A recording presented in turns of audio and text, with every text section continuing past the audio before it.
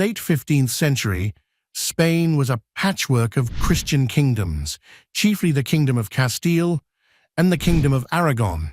These kingdoms had spent centuries reclaiming territory from the Moors, the Muslim invaders from North Africa who had dominated much of the Iberian Peninsula since the 8th century. The marriage of Isabella I of Castile and Ferdinand II of Aragon in 1469 unified their kingdoms, setting the stage for a broader Spanish dominance. With internal borders secured, the Catholic monarchs, as they came to be known, turned their eyes beyond Iberia. The Reconquista, which had expelled the Moors from the peninsula in 1492, coincided with Spain's interest in expanding into overseas territories. Their neighbor, Portugal, had already established a foothold in African exploration, seeking new trade routes to Asia. Spain sought to emulate this success and gain access to the wealth of the East. It was in this context that Christopher Columbus, a Genoese navigator, pitched his bold idea of reaching Asia by sailing west. After initial rejections from Portugal, Columbus gained support from Isabella and Ferdinand. In August 1492, he set sail with 3 ships, the Nina, the Pinta, and the Santa Maria. The discovery of the New World in October 1492 marked a turning point, though Columbus mistakenly believed he had found a new route to Asia. Columbus's voyages ignited Spain's imperial ambitions. His discoveries triggered a race to explore and colonize the Americas, setting the stage for the creation of a global empire. The Spanish Empire, soon to be one of the world's largest, had begun its rapid expansion. As Spain solidified its claim over the New World, it began to face new challenges and opportunities. The initial wave of exploration, spurred by Columbus's discovery, was followed by waves of conquest.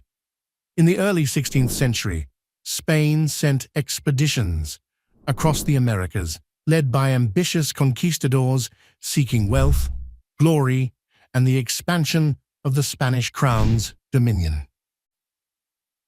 One of the most notable of these early conquistadors was Hernán Cortés. In 1519, Cortés set sail from Cuba with the goal of exploring the Yucatan Peninsula. Upon arriving, he learned of a powerful empire to the west, the Aztec Empire. With a small band of soldiers and native allies, Cortés advanced inland to the capital of the Aztec Empire, Tenochtitlan.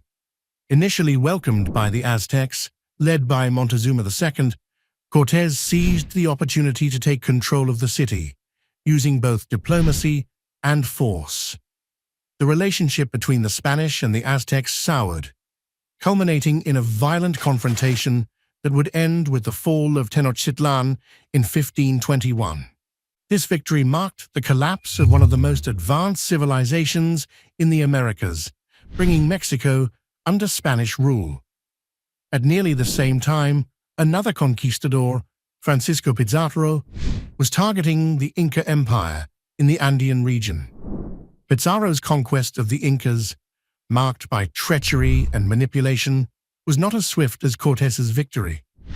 Nonetheless, by the mid-1530s, the Spanish had captured the Inca emperor Atahualpa and shattered the empire, laying the groundwork for the formation of the Viceroyalty of Peru. These conquests were not only about military superiority, but were fueled by diseases like smallpox, which decimated native populations, weakening their resistance to the invaders. With the conquest of the Aztecs and Incas, Spain's imperial ambitions reached new heights. By the 16th century, the Spanish Empire had expanded across vast swathes of the Americas. The Spanish crown quickly established a complex system of colonial administration, including the viceroyalties of New Spain, Mexico, and Peru. These two centers of power were crucial in overseeing Spain's growing territorial holdings, which stretched from the southern tip of South America to the vast reaches of North America. In the early stages, the Spanish sought to exploit the abundant natural resources of the New World, primarily through mining gold and silver. In Peru, the discovery of silver at Potosi in 1545 provided Spain with an overwhelming influx of wealth. This enormous wealth, however, had unforeseen consequences. While it funded Spain's wars in Europe and bolstered its power, it also contributed to a global inflationary crisis known as the price revolution. The vast influx of precious metals caused prices to skyrocket, destabilizing economies across Europe. Spain's empire, however, was not just an economic force. It was also a cultural and religious juggernaut. As the conquistadors carved out territory, Catholic missionaries followed in their wake, converting native populations to Christianity. This process often involved the destruction of native temples, cultural practices, and traditions. The Spanish Empire was, in essence, a cultural imposition on indigenous peoples. Yet, over time, a syncretic culture emerged, blending European and indigenous traditions, a testament to the complexity of colonial societies. The empire's wealth and dominance also fueled Spain's position in international politics. The Spanish Navy became one of the most powerful in the world, safeguarding Spain's overseas territories and protecting the lucrative trade routes that spanned from the Americas to Asia.